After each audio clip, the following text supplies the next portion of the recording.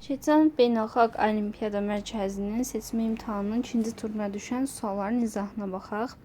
Bizə belə bir ifadə verilib və digər ifadənin bunun qiymətini bizdən istəyir. Gəlin kök altda t-yə sadələşdirmə aparmaq üçün bir x deyək və bu zaman burada alırıq ki, x bərabərdir 3 üzərinə gəlsin 1 bölünsün x-ə. Yəni x üzərinə gəlsin 1 bölünsün x bərabərdir 3-ə. İndi kök altda t x-dirsə, buradan alırıq ki, x kvadratı bərabərdir t-yə. Deməli, bu ifadəni də biz sadələşdirsək, yəni məxrəcə bölsək hər birini, t kubu üzərinə gəlsin 2 üzərinə gəlsin 1 bölünsün t kubu alarıq. İndi bunu əvəz eləsək, burada alınacaq x üstü 6 üzərinə gəlsin 2 üzərinə gəlsin 1 bölünsün x üstü 6. Bizə əsas məsələ x üstü 6 üzərinə gəlsin 1 bölünsün x üstü 6-nı tapmaqdır. Və burada bizim də əsas köməyimizə gələn odur ki, x üzərinə gəlsin 1 bölünsün x 3-dür. Biz də görürük ki, bu ifadə buna ifadəyə çox oxşardır. Yəni bunun açılışını tapsaq bizə çox kömək edər. X kubu üzərinə gəlsin 1 bölünsün x kubunun kvadratına bənzəyir. İndi gəlin bunu açaq. X kubu üzərinə gəlsin 1 bölünsün x kubunun. Biz belə yaza bilərik ki, x üzərinə gəlsin 1 bölək x-in kubu çıxılsın 3 vurulsun x üstəgələk 1 bölək x. Buradan alınır ki, 27 çıxaq 9 bərabərdir 18 şəklində. Yəni biz bu ifadənin qiymətini 18 tapdıq. İndi bunu açsaq, eləcə x üstü 6 üzərinə gəlsin 2 üzərinə gəlsin 1 bölək x üstü 6. Buradan da alırıq ki, x üstü 6 üzərinə gələk 1 bölək x üstü 6 bərabərdir x kubu üzərinə gəlsin 1 bölünsün x kubunun kvadratı çıxılsın 2-yə. İndi biz də bu ifadəni 18 tapdıq. Yəni 18-in kvadratı çıxılsın 2. Bu da eləcə 324 çıxılsın 2, 322. Biz tapdıq ki, bu ifadənin qiyməti, yəni nəyin qiyməti? Baxın, x üstü 6 üzərinə gəlsin 1 bölək x üstü 6-nın qiyməti 322-dir. İndi biz də üzərinə də 2 gəlməliyik. Deməli, yekun cavabımız olacaq 324. Yəni son cavabımız budur. Keçək ikinci suala, bu da maraqlıdır. Bizə belə uzun bir ifadə verilibdir. Bunu bölməliyik və A-nı tam edən neçə natural ədəd var. Bunu siz belə çubuqlu bölmə şəklində yazıb bölə bilərsiniz. Və bu zaman belə vuruqlar ayrılacaq. Mən bunu yazmışam kənarda. 5a kubu çıxılsın 2a kvadrat üzərinə gəlsin 3a plus 2. Vaxtımız getməsin deyə tez yazım. Alınır. Sonra qalıqda da alacaqsınız 5a plus 8. Yəni baxın, bu ifadələr tamdır. Bizə əsas qalan məsələ odur ki, 5a plus 8-in a kvadratı çıxaq 2-yə bölünməsinin tam olduğunu göstərək. Siz burada bir müddət sonra yoxlasanız görərsiniz ki, a 7-dən böyük olsa boş çoxlu olacaq. İndi ancaq bunun bizə isbatını vermək lazımdır. Gəlin bunu belə yazaq. A vurulsun, a çıxılsın 2. Bunun deməli a 7-dən böyükdür. Bir a-nı saxlayıram. Yəni 7a çıxaq 2-dən böyükdür. Bu da böyükdür 5a plus 8-dən. Bunu göstərməliyik. Buradan da görünür ki, 2a böyükdür ondan, a böyükdür 5-dən. Buradan isbat bitir. Yəni bunun buradan böyük olduğunu göstəririk. Deməli, a-nın mümkün qiymətlərini buradan 1, 2, 3, 4, 5, 6 çıxarırıq. İndi gətirib burada yerinə qoyub, bunun tam eləyən qiyməti tapmalıyıq. İndi 6 qoysaq yerinə, görərik ki, tam etməz. 6-nı götürürük. 5 qoysaq, alınacaq 33 bölünsün 23 tam deyil. 4 qoysaq 28 bölünsün 14 tamdır. 4 götürürük. 3 qoysaq əgər 23 bölünsün 7 tam deyil. 2 qoysaq 18 bölək 2 tamdır. 1 qoysaq istənilən mənfi 1-dir. Məxrəcə sürətə də 13, bu da tamdır. Deməli, A-nın 1, 2, 4, yəni 3 dənə ümumiyyətcə 3 dənə tam qiymətində, natural qiymətində bu ifadəni tam edər. Keçək üçüncü və maraqlı bir suala. Üçüncü suala baxaq. Deyir ki, sisteminin bütün x, y həqiqi həlcütlüklərini tapın. İndi ilk ifadəyə baxıram. X kvadratı plus 2y bərabərdir 2x, y. Burada 2x, y bu tərəfə atıb 2y çıxarıram. eləyir vurulsun x çıxaq 1 bərabərdir x kvadratı. Birinci hala baxıram ki, x-in 1 olduğu hala. 1 üzərinə gəlsin y eləyir və buradan da y, yəni buradan da alınır ki, 1 bərabərdir 0, bu da ki, mümkün deyil. Deməli, x fərqlidir 1-dən. Baxın, bu bizə lazım olacaq. Çünki niyə indi baxırıq? Çünki buradan indi y tapsaq, y nədir burada? X kvadratı bölə 2 vurulsun x çıxaq 1. Burada x-in 1-dən fərqli olmağı mütləq idi. İndi bizim ikinci ifadəmiz də belədir ki, x kub üzərinə gəlsin. X kvadratı y bərabərdir y kvadratına. İndi bu aldığımız ifadənin qiymətini gətirib yerinə qoysaq, x kub üzərinə gəlsin, x kvadratı vurulsun, x kvadratı bölə 2x çıxaq 1. Bir də bu y-in kvadratı, yəni aldığımız ifadənin bunun kvadratını. İndi burada hər tərəfi gəlin 4 vurulsun, x çıxaq 1-in kvadratına vuraq. O zaman belə bir ifadə alınacaq. 4x kubu vurulsun, x çıxaq 1-in kvadratı. Üzərinə gəlsin 2x üstü 4 vurulsun, x çıxaq 1 bərabərdir x üstü 4-ə. 4x kubu, bunu atsaq x kvadrat çıxaq 2x plus 1. Üzərinə gəlsin 2x üstü 5 çıxılsın 2x üstü 4 bərabərdir x üstü 4-ə. Bundan alırıq ki, 4x üstü 5 çıxılsın 8x üstü 4. Üzərinə gəlsin 4x kubu, üzərinə gəlsin 2x üstü 5 çıxaq 2x üstü 4 bərabərdir x üstü 4-ə. Sonra buradan 4x üstü 5, 2x üstü 5 eləyəcək 6x üstü 5 çıxılsın mənfi 2, mənfi 8, mənfi 10x üstü 4. Üzərinə gəlsin 4x kubu bərabərdir x üstü 4-ə.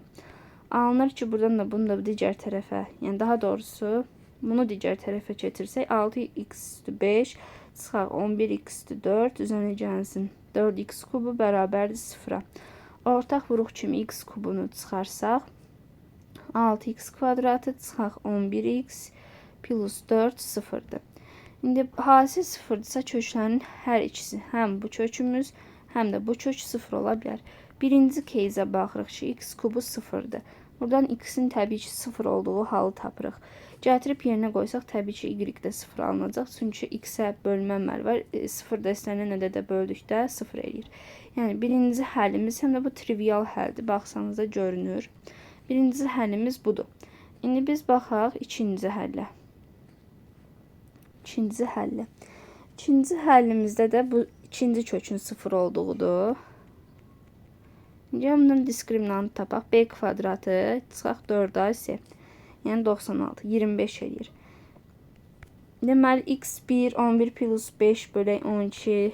Yəni 16-nın 12-yə nisbət 4-cüsədir.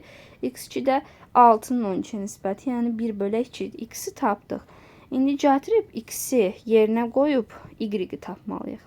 x1 4 bölək 3-dür. Gətirək y-i tapaq. Bərabər 4 bölək 3-ün kvadratı bölünsün 2 vurulsun 4 bölək 3 çıxılsın 1. Deyəcək 9-da 16 bölünsün 3-də 2. Bu da eləyəcək 8 bölünsün 3. Deməli birinci həllimiz x 4 bölək 3, y 8 bölək 3 həllidir. Bir həllimiz də budur. Bunu qaralayaq.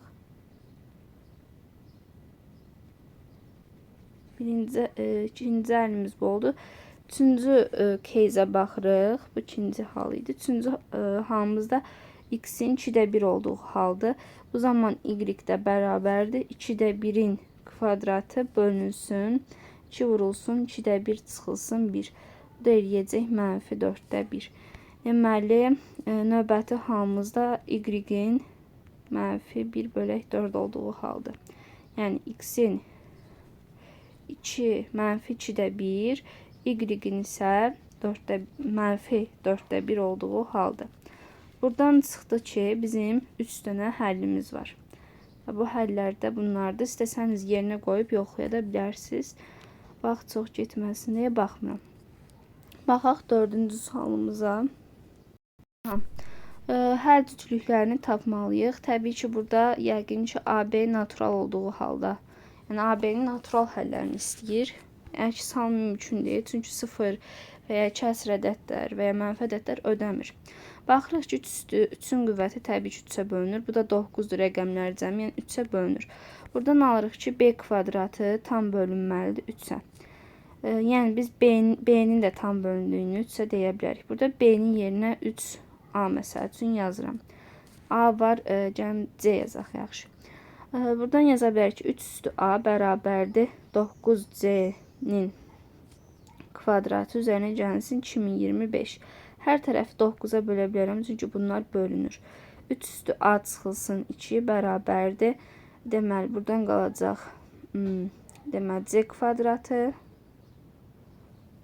Deməli, c kvadrat üstə gələk 225. C kvadrat üstə gələk 225, bəli. Burada indi c-nin yerinə də məsələn 3b2 yazaq. Bu zaman alınır ki, 3a çıxılsın 2 bərabərdir 9b2-nin kvadratı plus 225.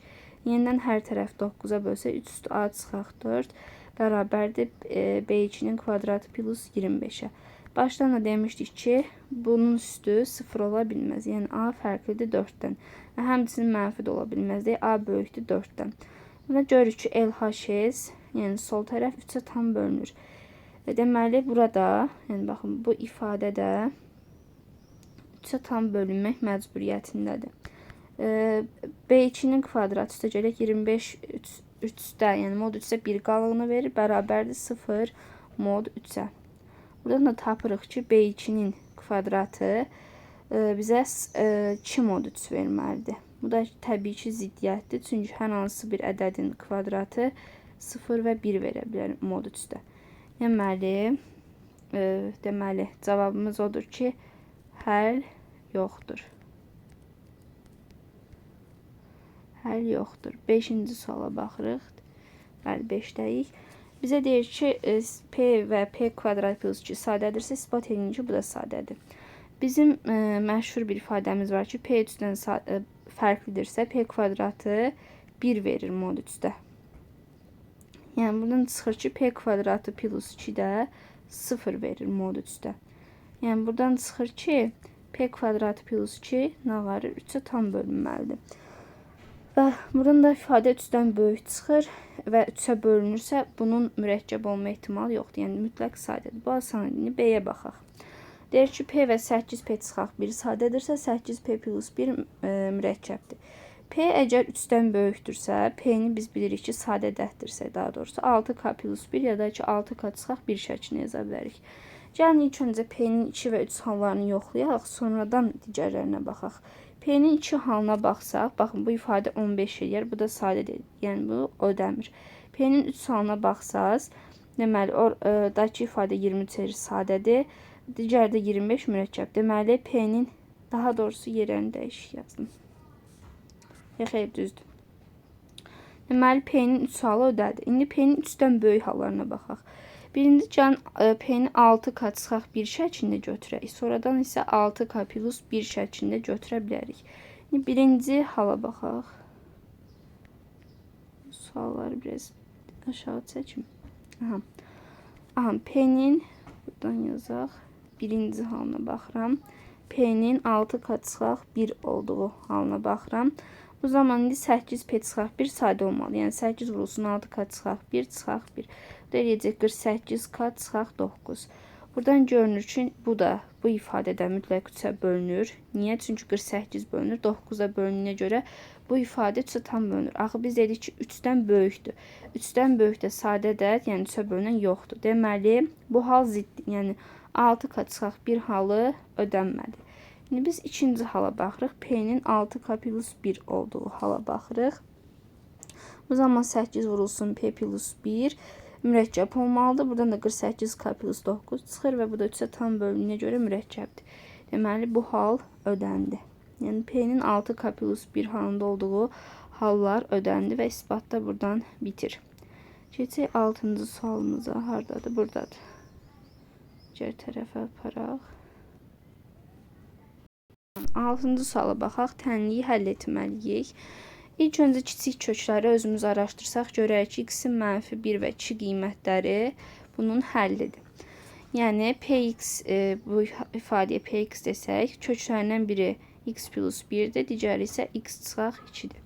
Və vurulsun hər hansı bir kx çox hərlisidir. İndi bunun vuruqlarını tapmaq üçün bu ifadəni buna bölməliyik. Bayaqki kimi bölməklə yazsanız, yəni x üstü 5 çıxılsın 2x kvadrat çıxaq 9 çıxaq 6-nı bu ifadə, yəni vuruq atsaz x kvadratı çıxaq x çıxaq 2-yə bölsəniz alınacaq x kubu plus x kvadratı plus 3x plus 3.